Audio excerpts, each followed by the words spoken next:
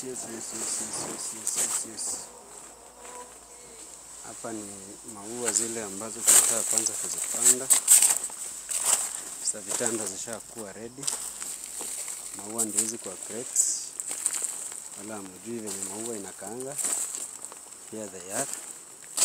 So hizi ni vitanda zishapangwa. Zinatengenezwa. Hizi ni traps. Zishawekwa mchanga.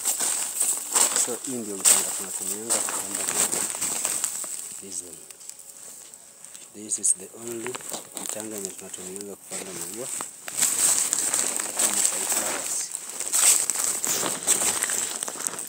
So maua zinakaanga hivi. Bado ni ndogo. Ndio imetoka sasa, imeshatoka nursery. Lakini huku si nursery, huku inaitwanga propagation.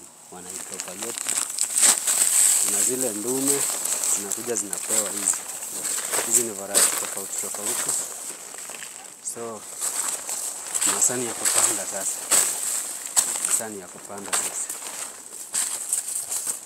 Thank you for supporting me. Naomba mnisupport zaidi. Tuendelee kupiga kazi huko. Chebukati. Kura tuibi.